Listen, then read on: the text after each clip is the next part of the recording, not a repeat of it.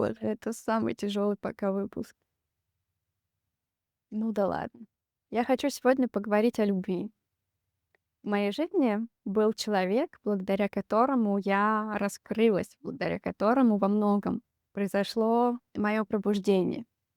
В момент встречи с ней мой поиск прекратился.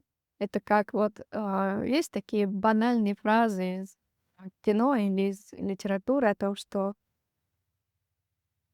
ты как будто бы приходишь домой, когда ты встречаешь любовь. И это то, что со мной произошло, это то, ровно как я это ощущала. И тот момент, когда она от меня отвернулась, для меня это было огромным потрясением. И сегодня, спустя 15 лет после этой истории, она все еще преследует меня. Я хочу о ней рассказать, ну, просто потому что пришло время. Я, кстати, надеюсь, что она не увидит это видео, хотя я, конечно же, не буду рассказывать никаких деталей имен. Здесь не это важно. Но я, тем не менее, говорю о том, что я не хотела бы, чтобы она видела это видео, потому что я не хочу человека никак тревожить и нарушать ее покой. Но именно сегодня мне кажется важным поговорить о любви, как ее понимаю я, как ее вижу и чувствую я. Если бы мне понадобилось дать определение того, что такое любовь, то, конечно же, может быть очень много этих определений, но а, моим на сегодня определением было бы, когда ты видишь человека максимально глубоко, когда ты смотришь человеку в душу, когда ты смотришь на человека, и ты его знаешь, ты видишь его суть. И для меня эта встреча, она была про узнавание сути, не только ее сути, но в первую очередь и моей сути. Я в ее присутствии чувствовала себя огромной. Я чувствовала в свой масштаб, я чувствовала, что я могу все, потому что это что-то такое про вечность, про,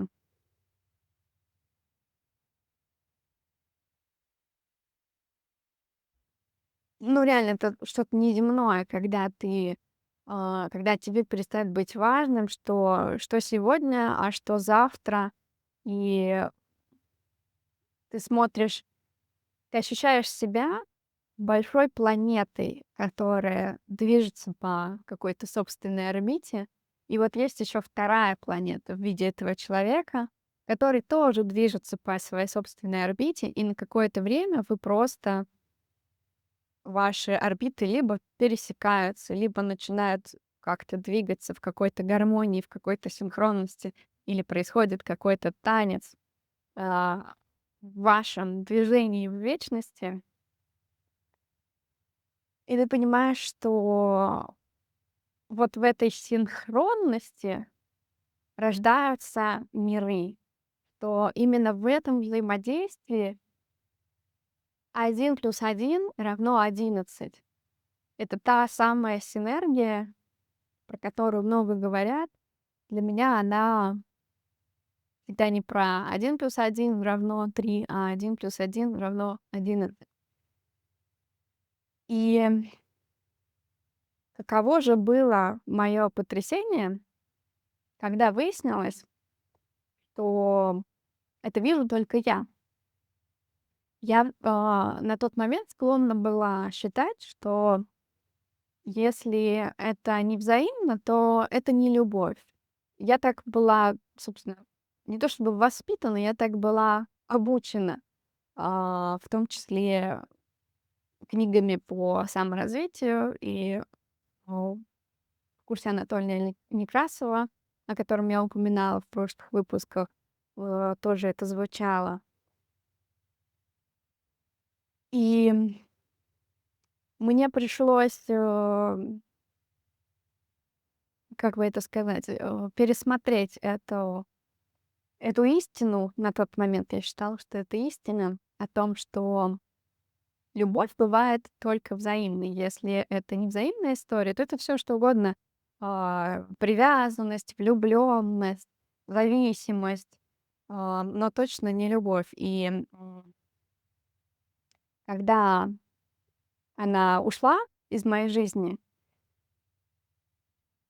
мне пришлось справляться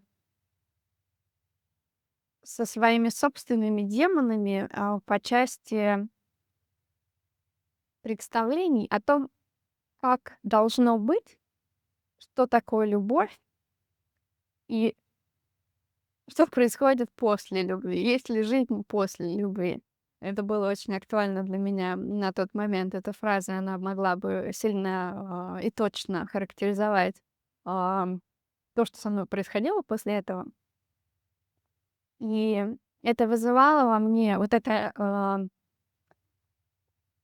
я себя ощущала зверем в клетке, который прикоснулся к вечному, к божественному, а потом, был этой магии лишён, потому что магия не происход мне казалось на тот момент, что меня одной было недостаточно для этой магии, потому что это волшебство, происходило в ее присутствии. Мне нужно было находиться в ее поле, чтобы чувствовать себя такой огромной, такой мощной, такой вечной, какой я себя чувствовала при ней, во взаимодействии с ней.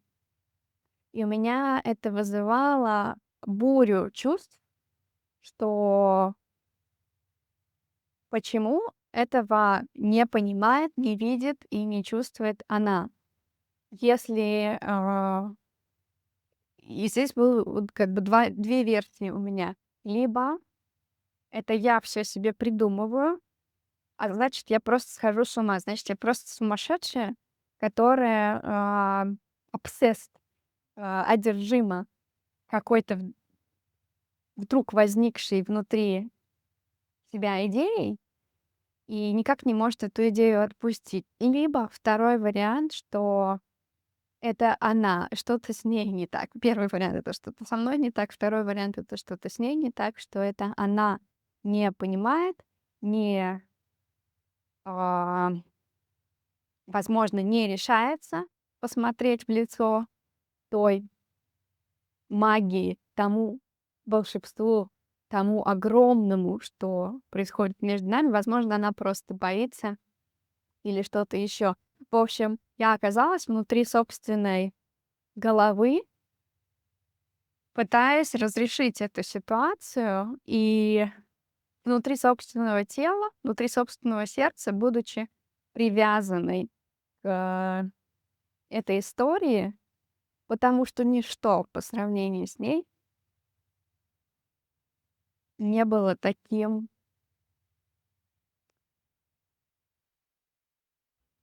как бы это сказать, таким раскрывающим меня, таким мощным, таким важным. И ни с одним человеком больше такой синергии у меня никогда не случалось.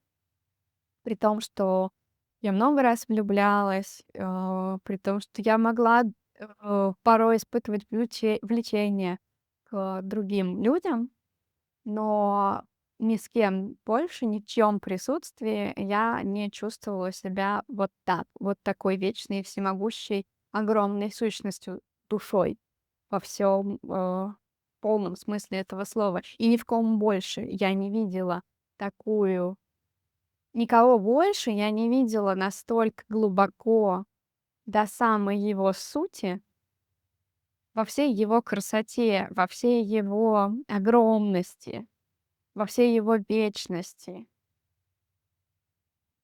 человека, как я видела ее. И причем для этого не нужно было, глубоко знать друг друга. Я сейчас, оглядываясь назад, я могу сказать, что мы, в общем-то, и не знали друг друга, и продолжаем не знать. Это не об этом, это не про построение отношений. Это в отношениях люди, постепенно узнают друг друга глубже, проходят вместе огонь, воду и медные трубы, и тем самым обретают вот этот вот общий багаж прожитый, и отношения приобретает для каждого все большую и большую ценность благодаря пройденному вместе опыту. У нас не было пройденного вместе опыта, и тем не менее я, просто с первых же дней знакомства и с первых же месяцев знакомства чувствовала, что я знаю этого человека глубоко-глубоко. И вот это ощущение магии, оно, как это ни странно, хотя нет, это совсем не странно, оно никуда не исчезает. Мы совсем не видимся, мы очень редко видимся, раз в несколько лет, последние годы, но мы не прекращаем, не прерываем связь совсем, потому что это невозможно. И в те редкие моменты, когда мы встречаемся, я чувствую все ровно то же самое. Я чувствую.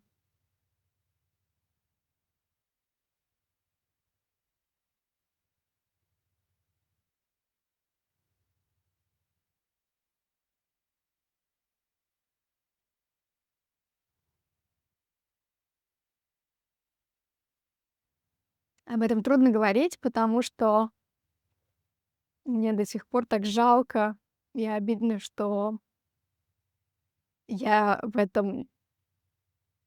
этой истории один на один с собой, что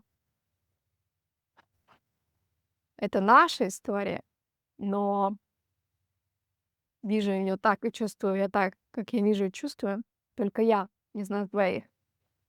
Так вот, когда мы встречаемся, я по-прежнему чувствую эту магию, я по-прежнему чувствую эту синергию. Я как никогда чувствую себя живой и чувствовала себя живой при каждой нашей встрече. И тем не менее, все так, как оно есть. Эта история научила меня стопроцентному безусловному принятию. Говорят, что любовь — это принятие. Это правда так. Я бы сказала в целом, что принятие — это универсальный код, код мудрости, код мастерства. Только через принятие ты учишься любить себя и, конечно же, любить другого.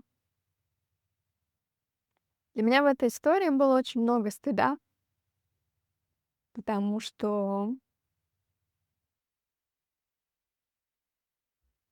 я чувствовала себя, ну, действительно одержимой, сумасшедшей.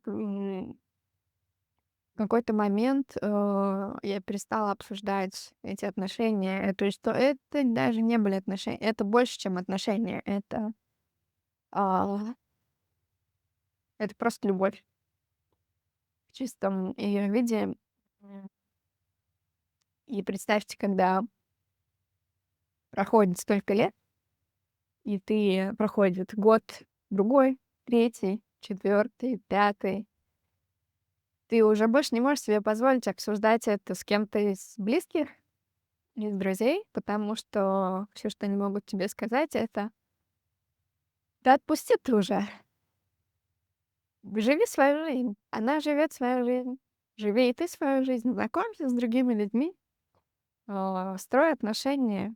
И это же правда так, здесь нечего возразить. Это чистая правда, это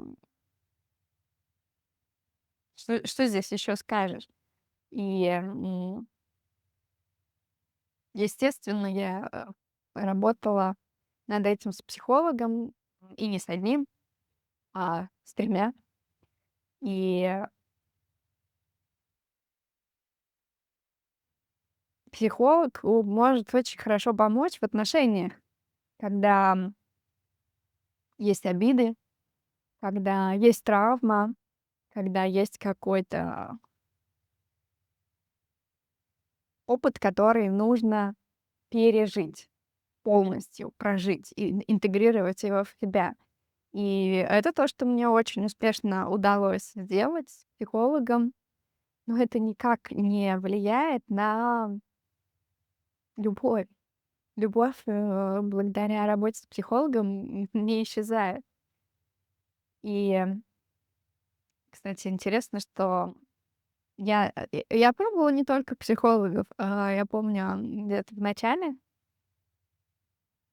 спустя год, может быть, или 2 после этой истории, когда я понимала уже, что я как будто бы в клетке, и на тот момент мне очень хотелось избавиться от этой любви. Мне очень хотелось освободиться, закончить эту историю и забыть, и просто больше не видеть эти сны, которые меня, преследовали с периодичностью раз в месяц или в 2.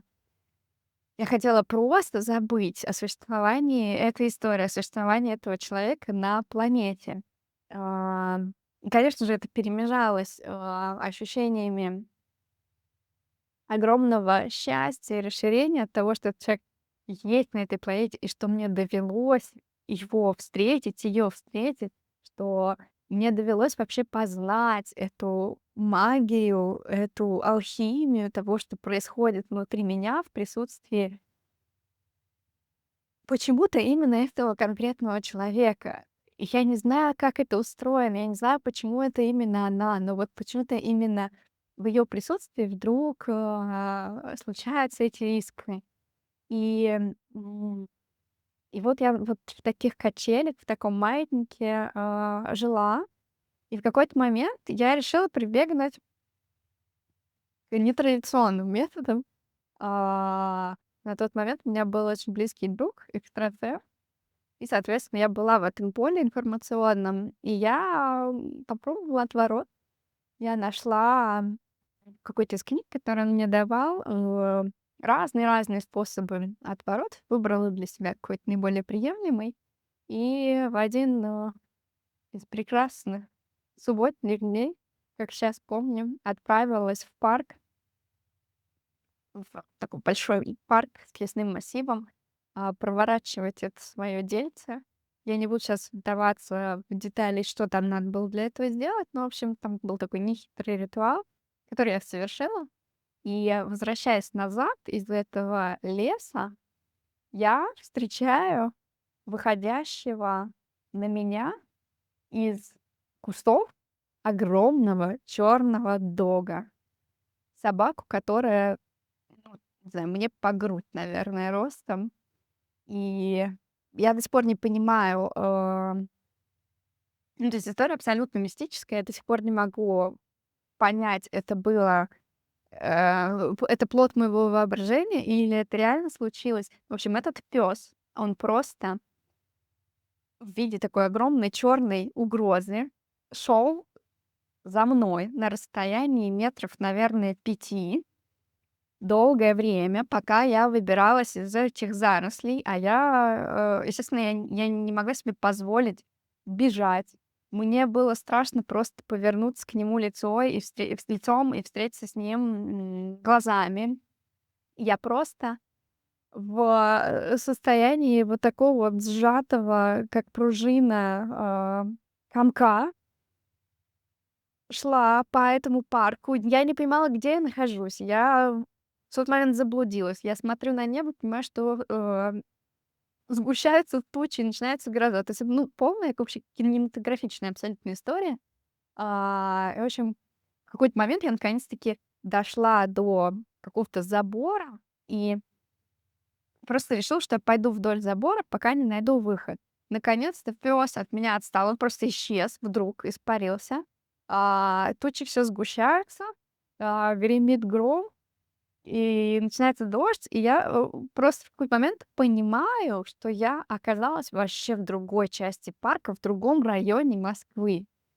И я возвращалась обратно домой на трамвае, потому что, ну, реально, я не знаю, каким таким образом я оказалась просто в другой части парка, который был вообще очень далеко от моего дома.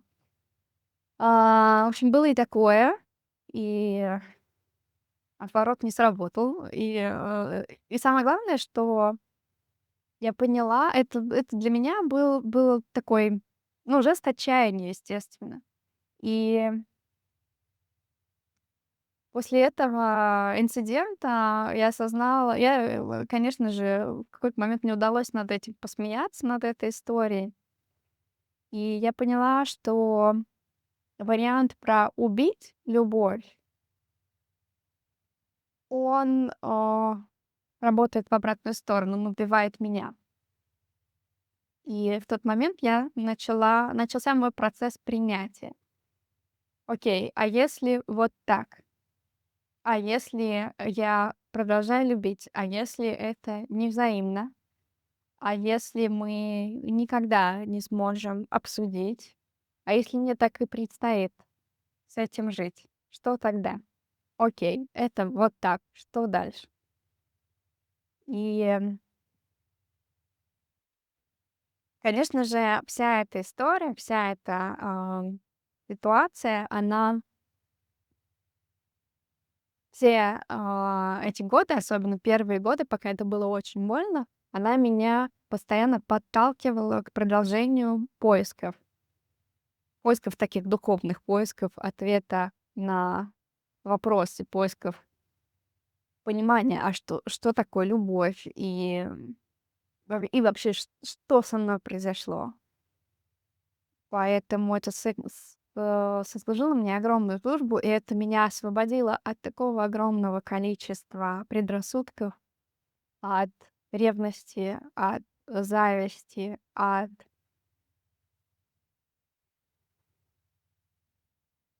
стереотипов того, как должны складываться отношения, от стереотипов о том, что такое любовь, от ролевых любых стереотипов, что вот роль женщины в этом мире, в этом обществе такая, а роль мужчины такая. И это помогло мне справиться со стыдом, потому что эта история, она очень сильно была для меня про стыд, который сама я сама себя стыдила из-за этой истории, потому что было я чувствовала себя абсолютной неудачницей, что я не могу справиться с этой историей, что ни психолог, ни работа духовная над собой, рост над собой, ни, знакомство с новыми людьми не помогает мне справиться с этой ситуацией. Мое сердце упрямо продолжает снова и снова выбирать этого человека и отказываться выбирать кого-либо другого. Мое подсознание или я не знаю, что это, или наоборот высшее я продолжает во сне, а, показывать мне её. Мы продолжали во сне, с ней встречаться, и сны были ну, такие очень регулярные, условно, там каждые 3 месяца на протяжении этих лет она мне продолжала сниться. И я думала, я просто схожу с ума. И мне, естественно, невероятно сильно хотелось, спросить у нее: "А ты тоже видишь эти сны? Хоть иногда? А ты тоже, хоть иногда обо мне вспоминаешь?" Потому что я себя чувствовала просто, под каким-то колпаком этой истории, запертой в ней в каком-то смысле и в полном при этом одиночестве. И, в те моменты, когда мы встречались, а, поговорить не удавалось об этом, потому что, ну, явно это было не то, о чем бы она хотела говорить. Возможно, для нее это вообще была совсем другая история. И вот только не так давно, примерно год спустя, я таки настояла на том, чтобы мы созвонились и рассказали друг другу взаимную версию происходящего. Я рассказала ей свою версию происходящего, она рассказала мне свою. И действительно оказалось так, что ее история, она совсем другая. Она видела эту ситуацию совсем иначе, и это окей. И даже это ничего для меня не изменило в смысле любви, в смысле того, как я к ней отношусь. Еще так интересно, я прошла все стадии, какие-нибудь там, а, отрицание, злость, торг, принятие. И много раз, я прошла не один круг всех этих стадий. Для меня это всегда спираль. И много раз я так сильно злилась, много раз мне так хотелось видеть в ней злодейку, видеть в ней человека, которого я могу во всем обвинить, что это она виновата, что так все произошло, и что вот я не могу никак ее забыть и перестать видеть сны о ней, что это потому, что она плохо со мной поступила, она от меня отвернулась. И вот эта травма, которая со мной случилась, и это только потому, что это травма, я не могу никак о ней забыть. И, конечно же, это совсем не так.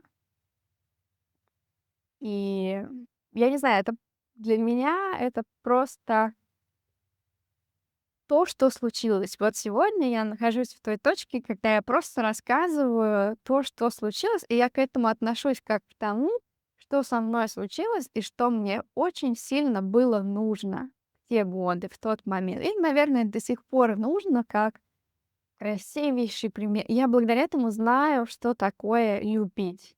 И любить безусловно. Я, да, не так вообще хороша в отношениях, не такой эксперт в отношениях, как многие мои друзья и близкие люди.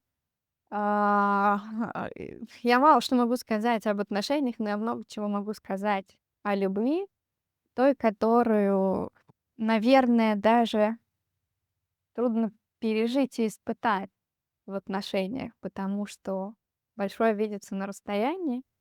И все мы знаем, что чуть банально, но это правда, что любить на расстоянии проще. Любить вот в таком смысле, в самом возвышенном, в самом чистом смысле этого слова. И сегодня я вижу, в чем дар этой истории, этой встречи для меня, этого человека для меня. И я понимаю, что она вообще-то могла бы быть кем угодно. И она могла поступить со мной как угодно. И совершенно неважно, хороший это человек или плохой это человек, хорошо она поступила со мной или плохо, осознает ли она то, как я к ней отношусь, осознает ли она то, что произошло тогда со мной и между нами. Это вообще все неважно и не про это. История это про то, что мне таким образом удалось встретиться с собой. Я благодаря этой истории знаю, как я способна любить. И также я знаю, что вся эта история была для меня зеркалом. Я в ней видела вот эту вот бессмертную, огромную, всемогущую душу, которая являлась сама. Для меня она почему-то, я не знаю, почему кто-то для нас может сослужить такую роль, а кто-то нет. Почему именно она? У меня нет ответа на этот вопрос, но она стала для меня вот тем самым волшебным бесценным зеркалом, в котором я увидела свою безграничность, свою божественность, свою величину и масштаб. И именно в этом заключается дар нашей встречи, дар этого человека для меня. Я уверена, что на уровне душ, приходя на эту землю, мы с ней так договорились. И она прекрасно выполнила свою часть контракта, вот так вот меня взломав, можно сказать, и подарив мне эту магию, эту искру, эту возможность себя таким образом познать и себя таким образом освободить. И я думаю, что моя часть этого контракта заключается в том, чтобы эту истину, эту свободу, этот масштаб дальше жить. И я намерена выполнить эту часть контракта. Я ее уже выполняю, но я вижу, какой огромный еще есть потенциал. И именно поэтому я никогда не остановлюсь. Просто во имя этой любви. Не любви к ней, хотя она для меня навсегда, наверное, останется вот этим вот, вот этой волшебной искрой, вот этим вот, элементом алхимии, потому что при каждой нашей встрече эта алхимия продолжает случаться. Но во имя той любви, которая родилась благодаря ей, благодаря нашей встрече. И я, кстати, совершенно не считаю, не чувствую и уж точно не думаю, что я таким образом как-то к ней привязана. Совсем нет, я знаю, что в моей жизни, в моем сердце, в моем сознании есть место для других людей. Просто мне важно и хочется, просто хочется отдать дань этой истории, отдать дань ей, отдать дань себе, отдать дань этим 15 годам, которые были посвящены росту и пробуждению в моей жизни. И для меня сегодня этот выпуск, эта история, она про это.